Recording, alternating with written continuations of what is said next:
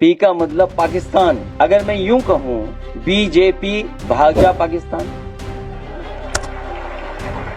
या यूं कहूं कि भाग जाओ पाकिस्तान, हम तो ये कहेंगे कि जितने भी सहयोगी दल हैं भारतीय जनता पार्टी, उन सबको ज्यादा से ज्यादा सीटें दी जाए। अगर हमने किसी को 30 दी हैं तो उसको 3 गुना मिलनी चाहिए, 4 गुना मिलनी चाहिए। हम तो चाहते हैं कि भाई अगर हमने कोई बात कह दी है तो बीजेपी के लोगों को कम से कम उनका सम्मान बनाना चाहिए और उन्हें 4 गुना सीट देनी चाहिए।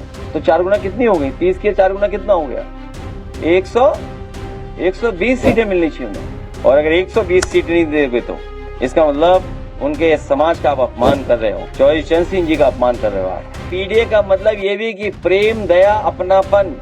कभी बच्चे गोदी में, कभी बच्चों को खिलाते हुए तस्वीरें आ रही है, अच्छी बात। इसके बाद बहुत फुर्सत मिलेगी बच्चों से बातचीत करने की।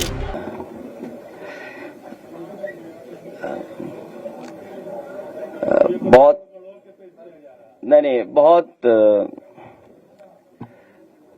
महत्वपूर्ण बात की है। और कल के वीडियो भी मैं देख रहा था,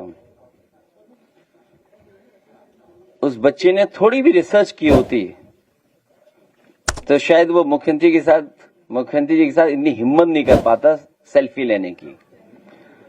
खैर, इधर बहुत दिनों से हम लोग देख रहे हैं कि कभी बच्चे गोदी में, कभी बच्चों को खिलाते हुए तस्वीरें आ रही है, अच्छी बात है। इसके बाद बहुत फुर्सत मिलेगी बच्चों से बातचीत करने की। और मेरे साथी ने जो पूछा है कि पी का मतलब पाकिस्तान, अगर मैं यूं कहूं बीजेपी भाग जा पाकिस्तान, या यूं कहूं कि भाग जाओ पाकिस्तान, जो सिद्धांत है वो नहीं बदल सकता। सिद्धांत कभी नहीं बदलता। हमारा समाजवादी पार्टी का लक्ष्य है कि समाजवादी विचारधारा से, पीडीए के आंदोलन से सामाजिक न्याय के राज्य की स्थापना के लिए सरकार बनाएं। वो लड़ाई हमारी कमजोर नहीं है और पीडीए से घबराए हुए हैं, इसीलिए पीडीए की परिभाषाएं बदल रहे हैं। वो जितनी पीड़ा बढ़ेगी उतना पीडीए आगे बढ़ेगा। और पीडीए का मतलब यह भी कि प्रेम, दया, अपनापन। जितना हम समाजवादी लोग मिलकर के प्रेम, दया, अपनापन से लोगों को जोड़ेंगे, उतना ही मजबूत समाजवादी पार्टी होगी और भविष्य में ऐतिहासिक सरकार बनेगी। हालांकि वो एक चैनल ने बड़ा लोकप्रिय गाना लगाया था, एक चैनल जो बहुत ही बड़ा चैनल है, उस चैनल ने उसी सेल्फी के साथ एक गाना लगाया था। वो गाना ऐसा गाना लगा कि जब मैंने उसका ओरिजिनल वर्जन देखा और थोड़ा हिस्ट्री पढ़ी तो उसके बाद पता लगा कि इस गाने का मतलब क्या है, या जिसके बारे में ये गाना है इसने किस का पतन कराया है। वो जो गाना है, जिसके बारे में गाना है, जो गाना लगाया गया है एक चैनल के माध्यम से, वो चाहे तो प्ले कर सकते हैं, और अगर चाहेंगे तो मैं ओरिजिनल वर्जन भी उसका प्ले करा दूंगा आपके लिए। नहीं, वो गाना तब समझ में आएगा जब ओरिजिनल गाना सुनेंगे, वो आखिरी होगा।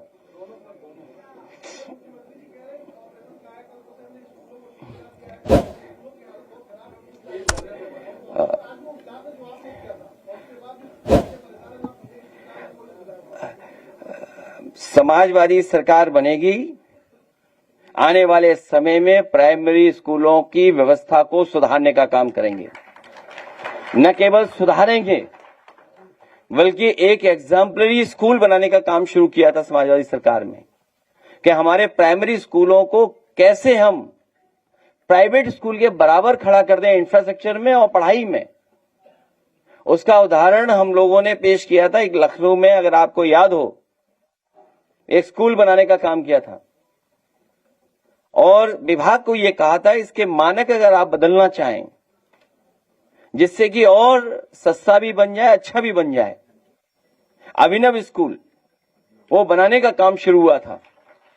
और शायद जिस साथी ने देखा होगा वो जानता होगा कि इससे अच्छा प्राइवेट स्कूल भी नहीं है। इसलिए प्राइमरी जो पढ़ाई है उसको ये जानबूझ करके बर्बाद कर रहे हैं।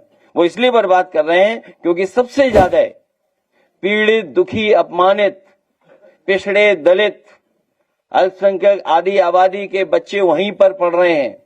इसीलिए जानबूझ करके पीड़ित परिवारों को अच्छी पढ़ाई न मिले, इसलिए जानबूझ करके स्कूल ये बंद कर रहे हैं। और न केवल इंफ्रास्ट्रक्चर शुरू किया था अच्छा बनाना, बल्कि इसके साथ साथ बच्चों को कैसे खाना मिले, हफ्ते में एक दिन फल कैसे मिले, हफ्ते में एक दिन गर्म दूध कैसे मिले। और लखनऊ में शुरू किया था जहां पर एक किचन से लगभग 1.25 लाख बच्चों को हॉट कुक्ड मील मिलता था समय पर। गरम खाना उन तक पहुंचाने का काम करती थी संस्था अक्षय पात्रा। और जितना काम समाजवादियों ने शुरू किया था उससे आगे सरकार ने नहीं बढ़ाया। जो सरकार ने जियो बनाया था उस समय समाजवादी सरकार ने, उसी का परिणाम है कि वो संस्था और प्रदेशों में जाकर के किचन बना रही है जिससे बच्चों को खाना गरम मिल जाए समय पर। भविष्य में न केवल बर्तन बल्कि गरम गरम खाना बच्चों को और पौष्टिक खाना कैसे मिले, उस दिशा में समाजवादी सरकार में काम होगा। जो किचन हम लोगों ने बनाई थी, चौधरी साहब को याद होगा जब हम लोग किचन में गए थे तो दाल कितनी जल्दी बन जाती थी, चावल कितनी जल्दी बन जाते थे। और उस समय जो उनके पास मशीन थी वो 20,000 रोटी बनाती थी पर आवर।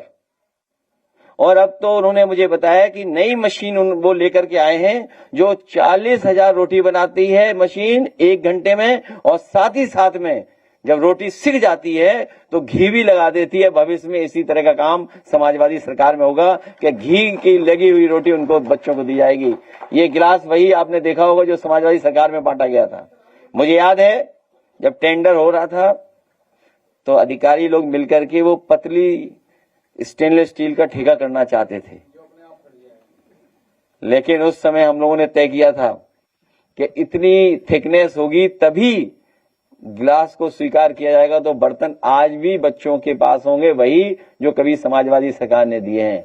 केवल बर्तन ही नहीं है बल्कि लैपटॉप भी आजकल वही चल रहे हैं जो कभी समाजवादी सरकार में मिले थे। अगले जी, प्राइवेट स्कूलों की मनमानी फीस को लेकर और किताब को लेकर जो चल रही है उसको लेकर क्या कहेंगे?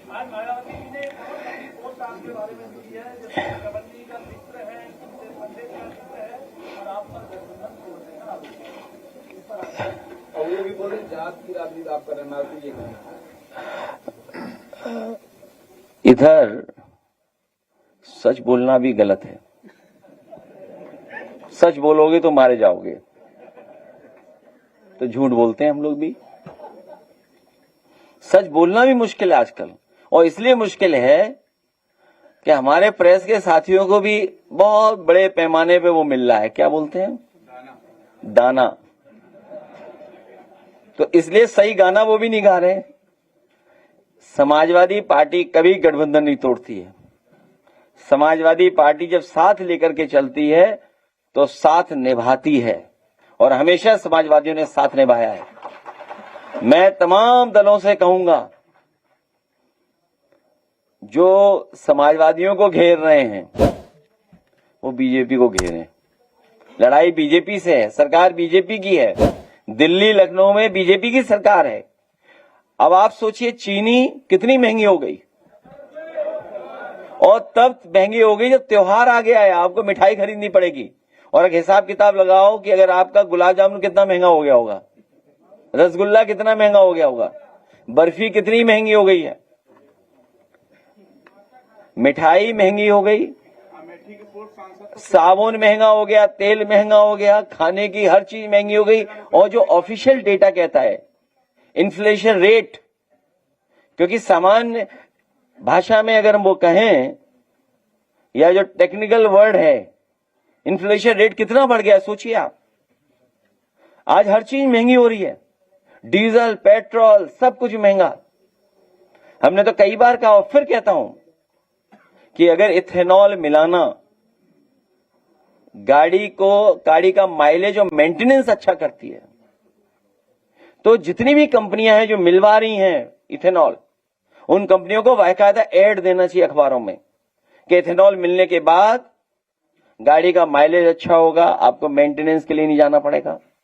तो सोचिए, मुनाफे की वजह से ये पेट्रोल में इथेनॉल मिलवा रहे हैं और मुनाफे के लिए चीनी महंगी कर रहे हैं। ये जेब में किसके जा रहा है पैसा, सवाल ये है।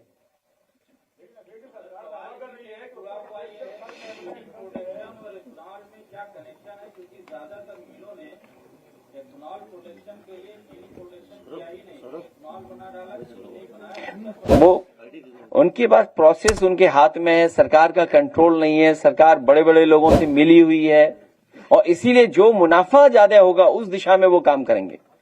अगर उन्हें लगता है कि इथेनॉल से मुनाफा है तो वो इथेनॉल बनाएंगे, अगर उन्हें लगता है कि मुनाफा चीनी से तो वो चीनी बनाएंगे, अगर उन्हें लगता है कि मुनाफा किसी और से, बगास से, तो बगास बनाएंगे।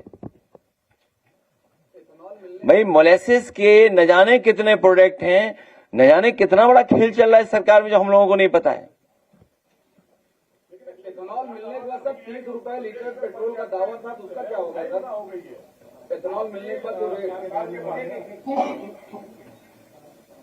कैपिटल इनकम जो है वो 2.5 गुना हो गई, उत्तर प्रदेश सरकार दावा कर रही है। फिर भी इन्हें गरीबों को खाना देना पड़ रहा है, कितने लोगों को बांटना पड़ रहा है। एक तरफ तो सरकार विज्ञापन देती है कि 2017 के बाद और आज पर कैपिटा इनकम इतनी बढ़ गई है, वहीं दूसरी तरफ कोटेदारों को बुला करके उनका कमीशन बढ़ा रहे हैं और ये भी दावा कर रहे हैं कि कितने करोड़ों को ये दे रहे हैं खाना, कितने को, 12 करोड़ को कि 15 करोड़ लोगों को? 15 करोड़ लोगों को। सोचो, आप कल्पना कीजिए कि 15 करोड़ लोगों को इन्हें बांटना पड़ रहा है। तो एक तरफ तो 15 करोड़ लोग गरीब हैं, तो ये सरकार बताए कि 15 करोड़ लोगों की पर कैपिटा इनकम क्या है। हमें मंत्रियों की पर कैपिटा इनकम नहीं जाननी है, उनके आसपास जो लोग हैं उनकी पर कैपिटा इनकम नहीं जाननी है। उनकी वजह से हो सकता है एवरेज हमारी आपकी भी वही बन जाए। तो जो लोग 15 करोड़ गरीब हैं उनकी पर कैपिटा इनकम क्या है? और मैं दावा करता हूं कोई भी पत्रकार साथी पूछेगा नहीं, और पूछेगा भी तो उसे जवाब नहीं मिलेगा। तो कितनी है पर कैपिटा इनकम उनकी?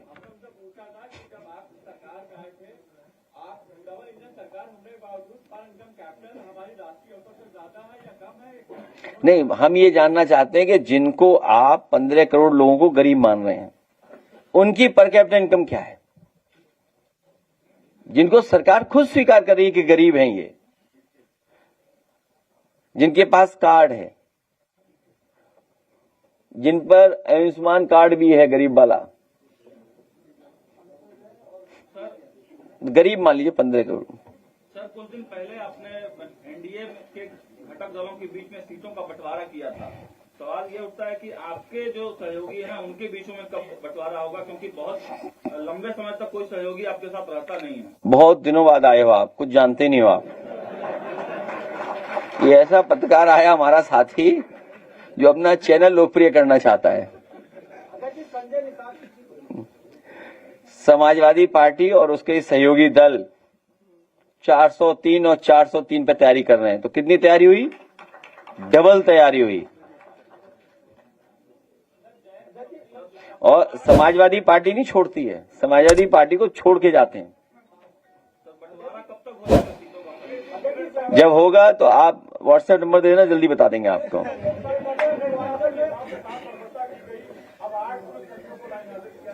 देखिए, वो पुलिस की तरफ से अन्याय बड़े पैमाने पर है। एक दो हम लोगों को दिखाई दे रहा है, एक लंबी सूची है और सवाल अन्याय का तो है ही है। इससे पहले भी वीडियो आपको याद होगा, जब न्याय दिलाने के लिए जनता निकल गई तो क्या व्यवहार था पुलिस का, क्या व्यवहार था उस समय पुलिस का, सोचिए। और सवाल सबसे बड़ा यह है कि जान करके और क्या क्या कहा गया कि आप गुर्जर समाज के हैं, आप दलित समाज के हैं, मेरे ऑफिस में कैसे आ गए आप न्याय मांगने? क्या आप कल्पना कर सकते हो कि एक अधिकारी का व्यवहार ऐसा होगा? और इसलिए मारेंगे क्योंकि वो किस पीडीएस समाज से आता है, इसलिए। और पीडीएस समाज को क्या नहीं फेस करना पड़ रहा है? उन्हीं की पार्टी के एक विधायिका अगर वो मंदिर जाती है तो उन्हें रोका जाता है।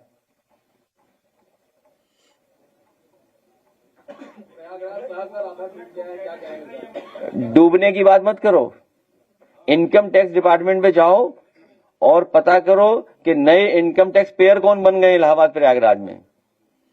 नहीं बात समझ में आई? जो पानी भर गया है प्रयागराज में, जाइए प्रयागराज में पता करिए कि नए नए इनकम टैक्स पेयर कौन बन गए हैं, जो टॉप 10 में आ गए। सोचिए आप, प्रयागराज जैसी जगह पर 1 लाख करोड़ रुपए खर्च हुआ डेवलपमेंट पे, 1 लाख करोड़।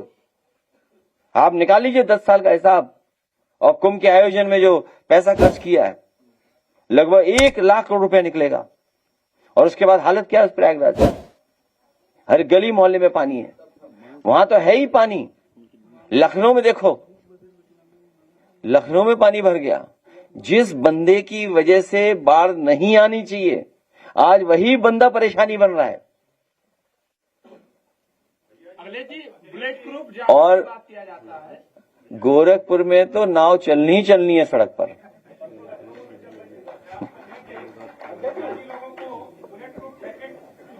जो मुझे मिलेगी मैं आपको दे दूंगा, अभी तक नहीं मिली। अगर मुझे मिलेगी तो आपने सवाल किया है, नाम नोट कर लो, मैं आपको दे दूंगा।